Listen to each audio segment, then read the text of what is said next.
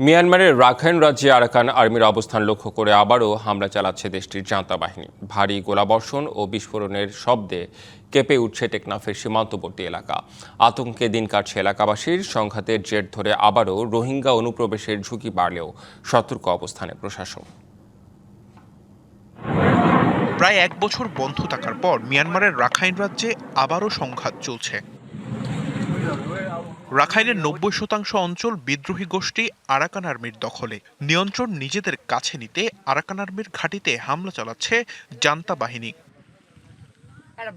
ভারী গোলাবর্ষণ ও বিস্ফোরণের শব্দে এপারে নাফ নদীর তীরবর্তী টেকনাফের বিস্তীর্ণ সীমান্ত এলাকায় কেঁপে উঠছে।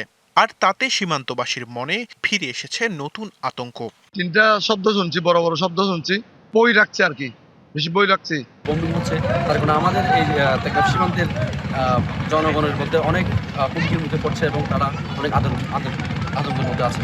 বুধবার সকাল থেকে রাতের বিভিন্ন সময় সীমান্তবর্তী টেকনাফের ওপারে মিয়ানমারের মংডু ও বুছিডংয়ে হেলিকপ্টার থেকে মরণাস্ত্র বিস্ফোরণ ঘটায় জান্তা সরকার।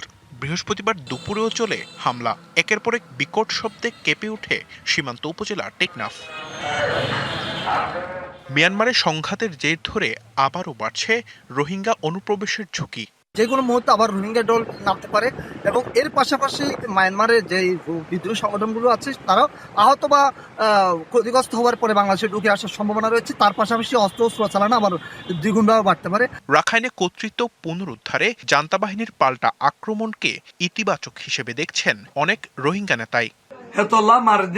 বেশি ফসল কালাং হলে রোহিঙ্গা জায়গার মাঝে একটু বিদেশি মকিন যায় গরবান দিয়ে রোহিঙ্গা জায়গা জমি খারি লুট করছে, যত তারা মারে তারা অদে নিজের দেশে জাগয় রোহিঙ্গা জায়গা খালি যাবে। নগদ নিয়ে এলো হার না মানা হার অফার। সর্বনিম্ন 10,000 টাকা রেমিটেন্স নগদে পাঠালে থাকছে স্বর্ণের হার জেতার সুযোগ। এদিকে সীমান্তে অনুপ্রবেশ ঠেকাতে সতর্ক অবস্থানে বিজিবি। আমাদের সীমান্তরক্ষী বাহিনী, বিজিবি এবং আমাদের যে কোস্টে থাকে কোস্ট গার্ড, ওরা সতর্ক অবস্থানে ছিল কোনো রকম যেন রোহিঙ্গা অনুপ্রবেশ না ঘটে। এবং এলাকাবাসী কিছু শব্দে হয়তো আতঙ্কগ্রস্ত হয়ে পড়েছিল, কিন্তু আমাদের পক্ষ থেকে নির্ভয় দেওয়া হয়েছে। থেকে শব্দ শোনা যাচ্ছে।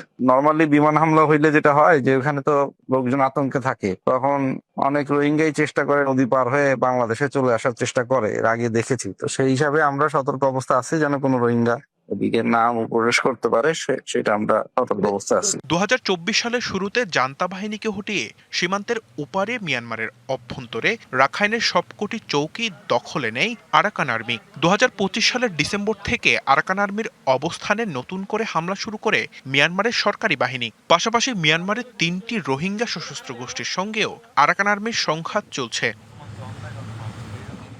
Sanjidul Alam, DBC news.